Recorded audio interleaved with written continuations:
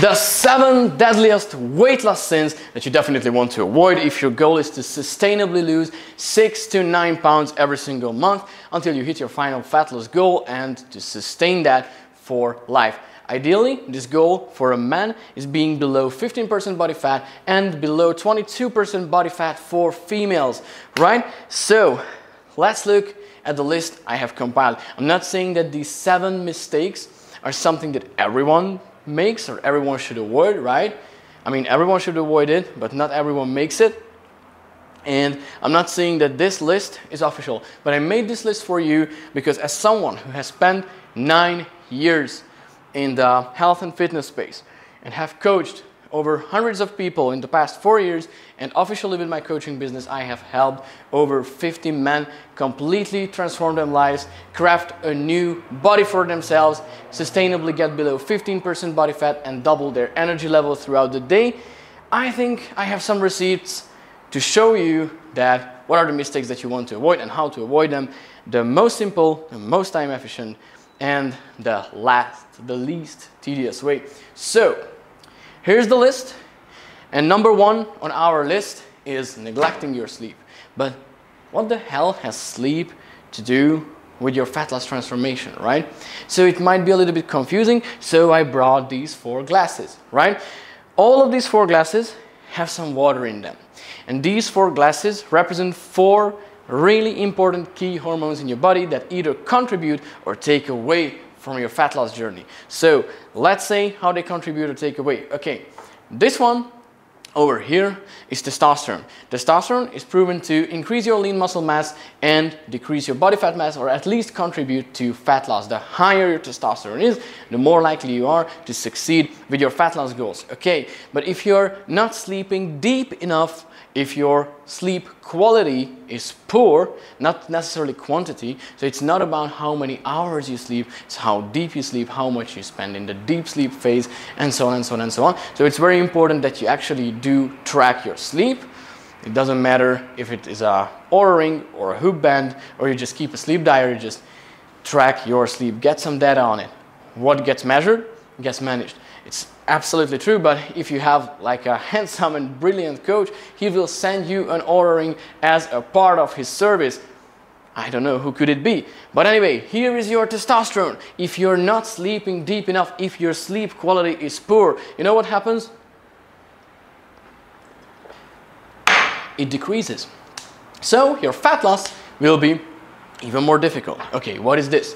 This is the growth hormone. The growth hormone is the fountain of youth, and it contributes a lot to the recovery of your bones, your joints, and also to your fat loss, especially the subcutaneous fat, so the fat under your skin. This is what you want to get rid of, right? But if you're not sleeping enough, if you're not getting enough deep sleep, well, then this will, guess what? Decrease. All right, what is this? So this is called the leptin.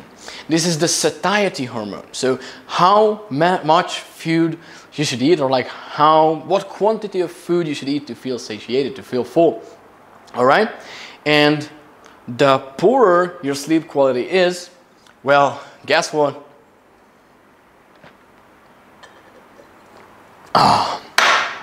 The lower your leptin levels will be. So you will get less satiated. You have to eat more food to feel full. But what about this one? What about this wine glass? What's in it, right? This is the ghrelin. This is the so-called hunger hormone.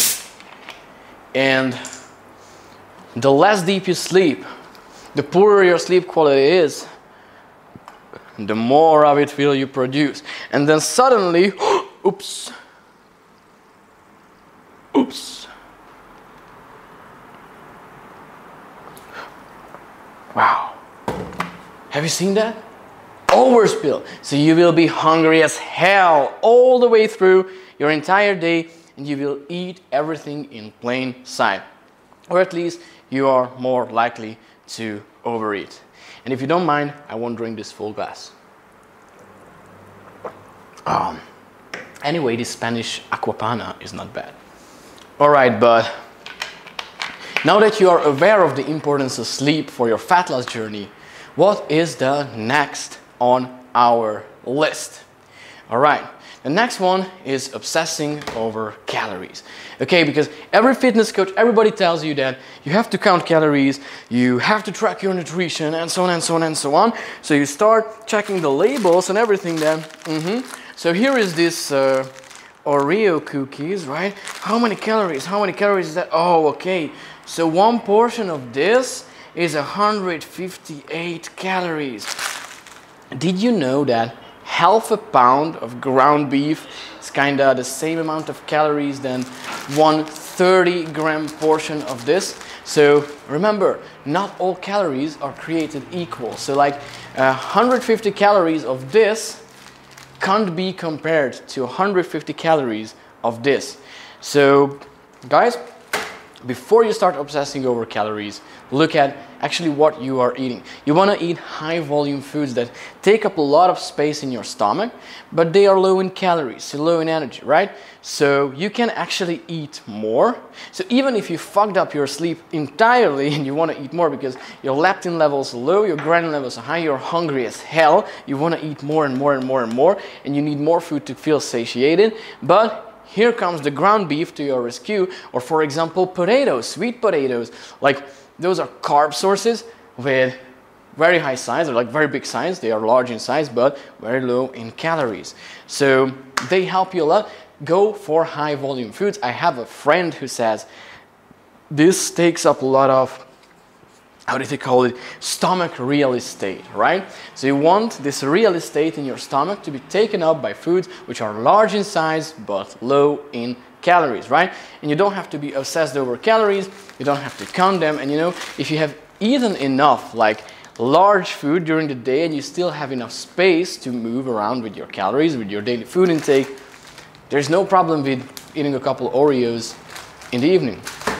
All right, so let's break the dogmas that you shouldn't eat after 6 p.m. or all that bull crap. You don't have to listen to that. Okay, third sin on the list. Not eating enough protein. So remember we talked about calories as this shouldn't be like the #1 metric that you're tracking. But what should be the #1 metric?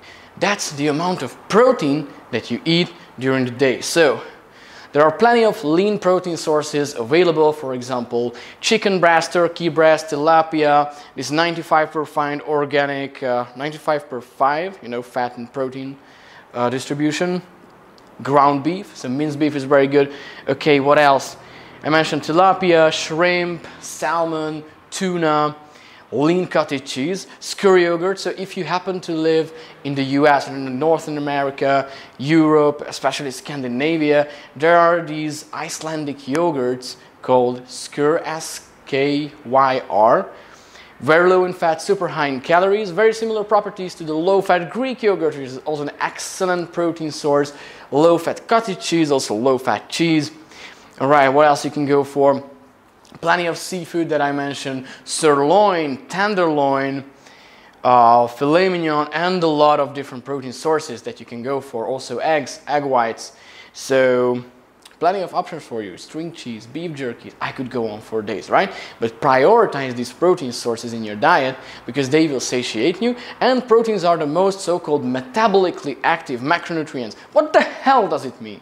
So it means that it contributes to burning more calories. It takes more calories to digest them, 4 times more calories to digest them, sorry, 20% more calories to digest them as carbs or fats, to be accurate.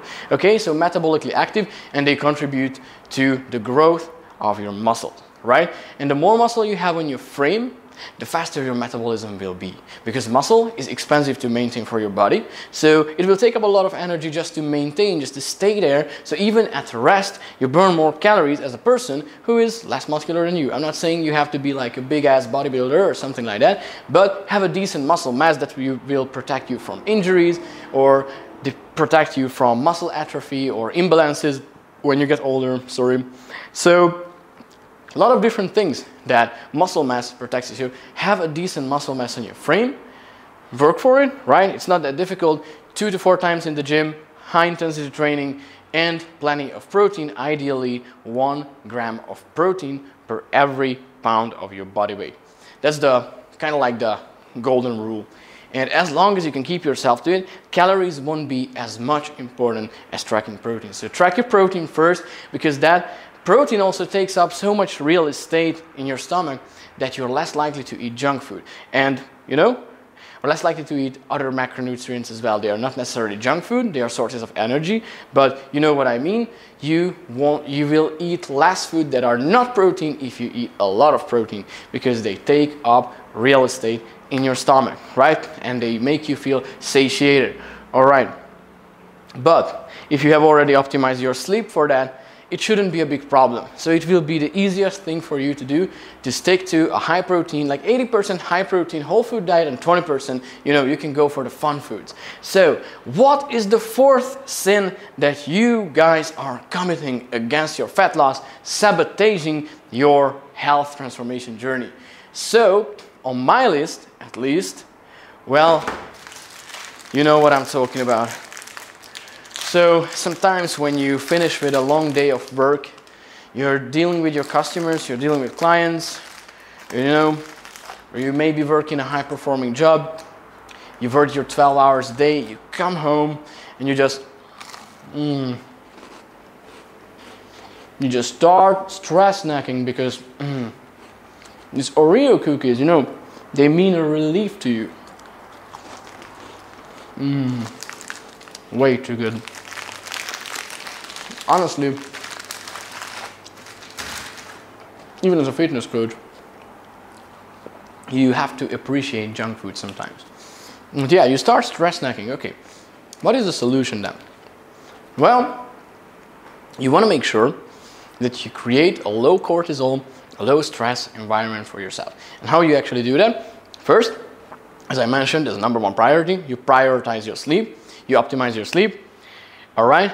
And there are a couple of tricks that you can use. So there's a supplement called ashwagandha, which is proven to decrease your cortisol levels. But before you go for supplementation, try drinking more sparkling water, which helps you decrease stress and anxiety. And also, I would highly recommend you eat watermelon every single day. And I know this is not the first video I'm saying that, but watermelon is amazing. It contains a lot of B6 vitamin as well. And very few people are talking about this, but it is proven to decrease stress, anxiety, and the chances of getting a panic attack, all right? So watermelon is one of my favorite mental health drugs. I'm happy to say that because it really does help. And of course, it's just a pleasant side effect that you bring in a lot of citrulline with the watermelon. This is an amino acid which increases the nitric oxide level in your bloodstream, so the nutrients, the blood can rush to your muscles and you get pumped as hell, and it's an amazing feeling. And also that's a natural treatment for erectile dysfunction. So if you want to go hard on your lady tonight, you better eat watermelon. Okay, but if you have already done everything, you have taken your magnesium, you are following a stable pre-bed routine, you're going to bed in the same time, in the same 30-minute time interval every single day. You're optimizing your sleep, you take care of your nutrition, you created a low stress environment for yourself, you make sure that your workouts are not longer than 60 minutes, so not too many stress hormones, not too much cortisol is being released. So if you took care of all of these and you also drink sparkling water, you are also eating watermelon, then you don't have to worry about stress snacking, because at the end of the day, those Oreo cookies won't look as tempting. Just a second. This one is for the ants. Okay, right? Now, I'm not saying it's a problem that you're eating Oreos. It's just if you find a source of relief in food, then you will develop a food addiction and you are more likely to get just bigger and bigger and bigger and bigger, and it's really hard to put down. But anyway, they taste amazing. What can you do about it? And to be honest, I prefer cookie dough compared to Oreos.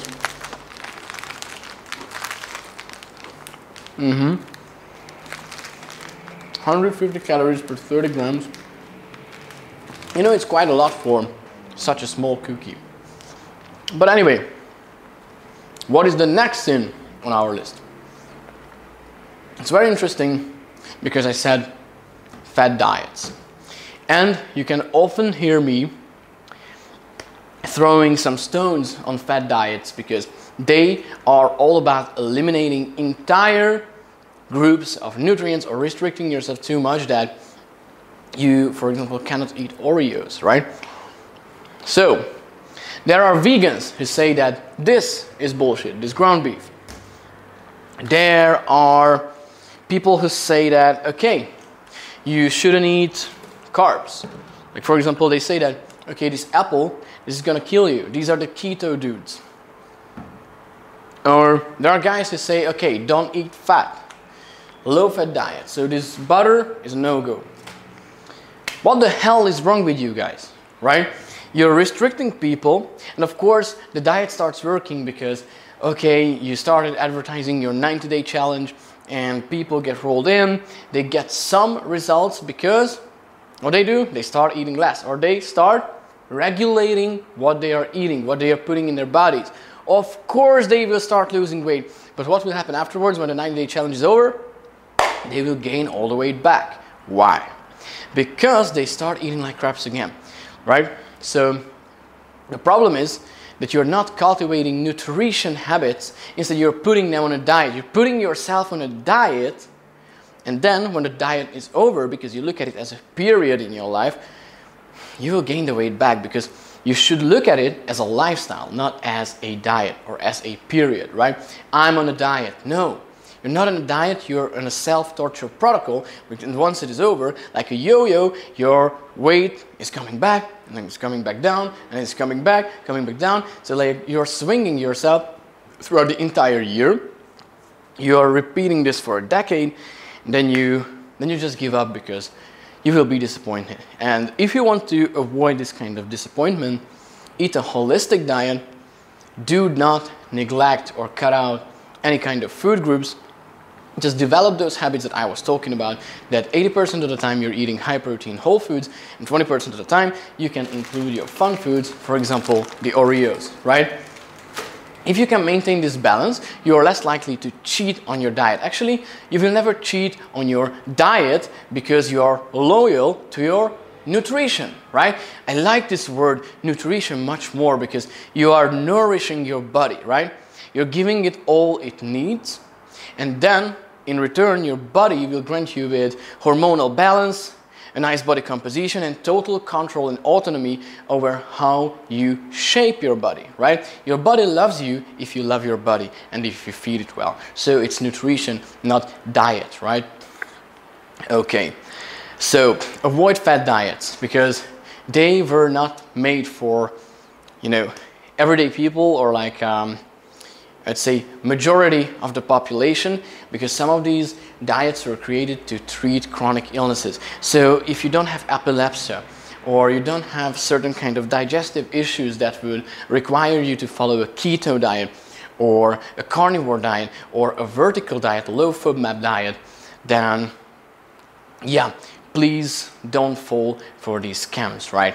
Like Atkins diet or whatever. I could call my diet the Bobbits diet, but that would be basically ground beef, steaks, whatever I like, right? Ground beef, steaks, I fucking like ice cream, concoctions, raw honey, I like watermelon, raw carrots, and you know, I could just assemble my favorite like 10 to 12 go-to foods and call it the Bobbits diet, and I could promote the hell out of it, right? Just because it's me, and just because it worked for me, but that doesn't mean that it will work for you.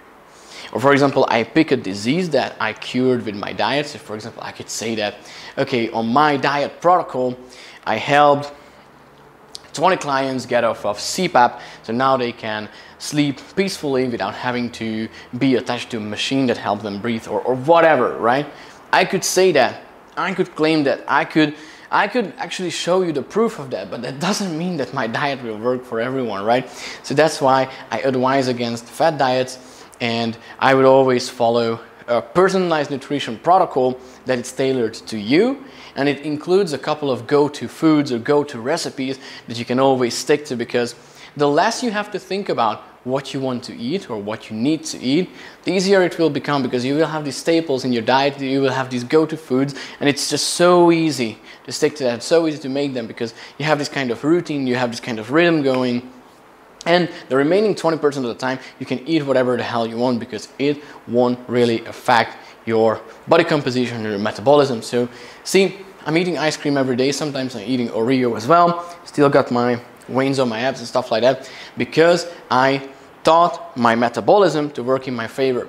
By the way, if you say that, oh, you have good genetics, well, a year ago I was a fat ass power lifter with 50 pounds more body weight than this, or body fat than this, and I thought I can never change the trajectory of my metabolism. But I knew that this is fake because I already knew the science behind it. So I was like, okay, Ábris, stop being a pussy. So I lost the fat. Okay, as a proof of concept, or like as a receipt of my work, I wanted to show you a picture, right? Because if you don't believe that I was fat, to be honest, I was. So look at this picture. I don't know how much it shows from this distance, but I used to have like a very wide waist, right? Those kind of man boobs, like almost man boobs. Like I was 50 pounds heavier. Like 50 pounds of fat is a lot of volume. I filled out a lot of space. Like people couldn't really, you know, just pass by next to me. I was a big dude, right? But I was like, okay, let's keep the muscle mass and let's get rid of like majority of the fat, so I can be healthier, I can be faster, I can be more athletic, and let's do this while still eating my favorite foods. And guess what? I succeeded, and this is what I'm trying to teach to you as well right now, and I want to inspire you to do the same without killing yourself or without torturing yourself, right? It is very important. But let's see what is the next sin on the list before we waste too much time on fat diets. They don't even deserve this level of attention, right? Okay. You are doing too much cardio.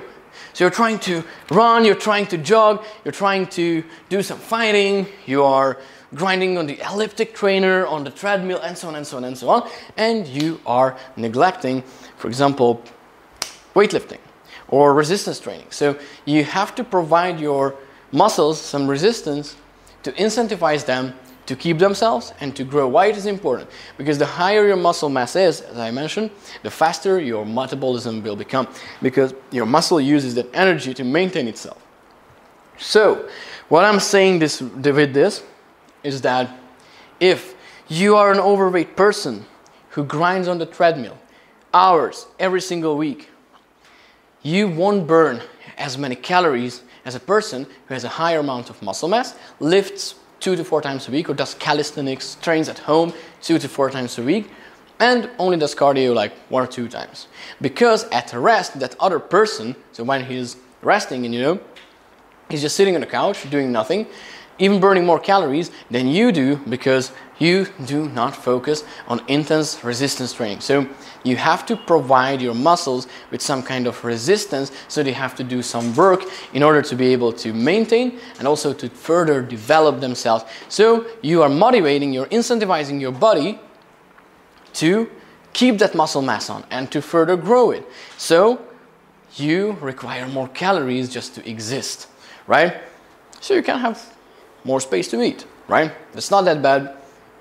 So that's why I'm saying, do not focus too much on cardio. Clean up your pantry first, right?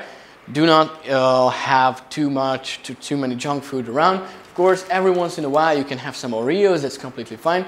But majority of your food intake should look like this and this and this, right? So quality carbs like apples, quality protein sources like ground beef, quality fat sources like butter.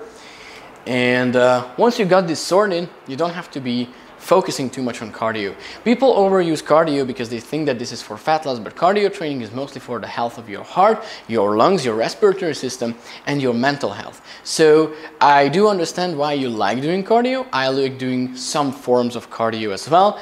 To be honest, like zone 2 cardio, like walking is my favorite, because then I can let my thoughts flow freely, create some content, get some calls in, and so on and so on and so on. Walking is amazing, but any kind of cardio is perfect for you, as long as you enjoy it, as long as it's good for your heart. Of course, it will be good for your heart, and it enables you to improve your mental health, right? But you don't have to do too much, right? Just know the purpose. You're not doing this for fat loss, you're doing this for your heart, your lungs, and your mental health. All right. And let's see. Oh, sorry. My throat is getting just drier and drier, but I love talking to you guys and making these videos. But the seventh, and I would say the deadliest, or if not the absolute deadliest sins, is the lack of consistency.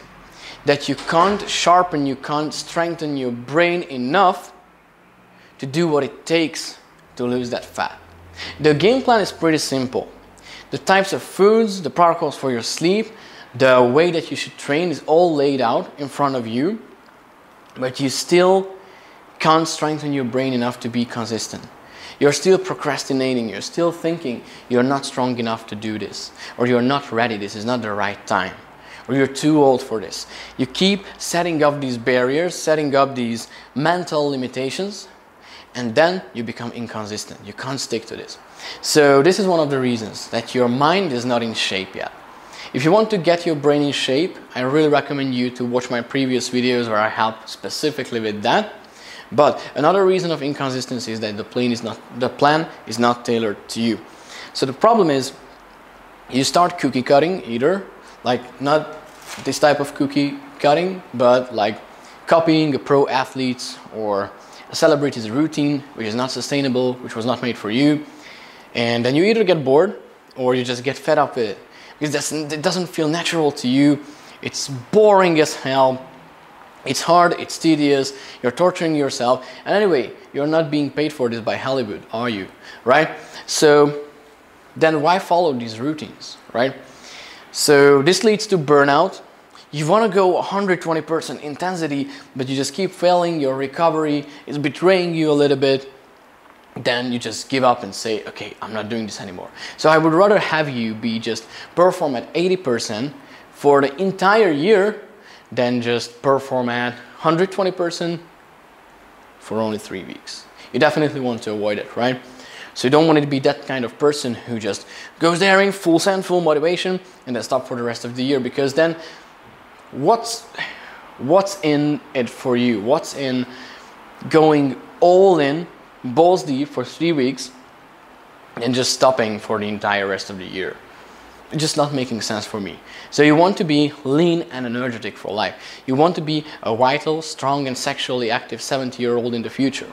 Then why not work for it today in a way that you could sustain it 10, 20, 30, 40 years down the line, right? So this is our goal, not killing ourselves young. Because if you're 40, 50 years old, you're still relatively young. You have 3 or 4 very good decades ahead of you if you invest in your health and take care of it today, right?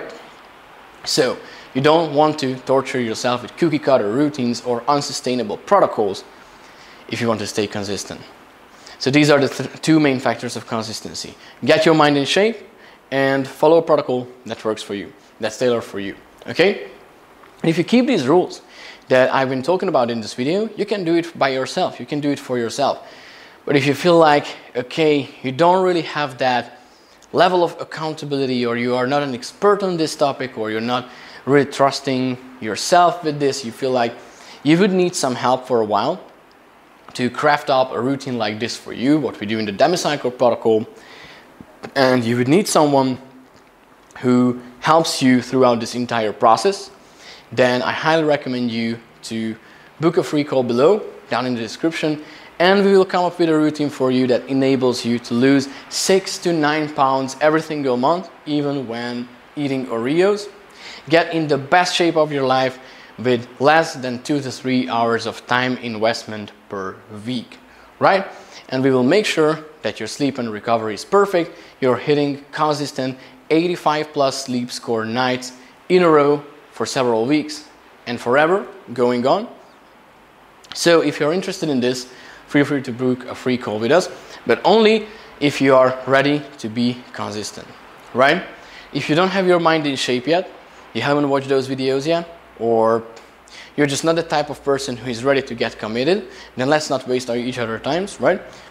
You don't book the call, just keep watching the videos until your mind is at a level that, okay, now it is jacked, now it is in shape, Now you are ready to get your body in shape as well, right? It's very important. But if you're not a procrastinator, if you're a go-getter, if you are someone who thinks of something and makes it happen, then definitely book the call and we will make an amazing team.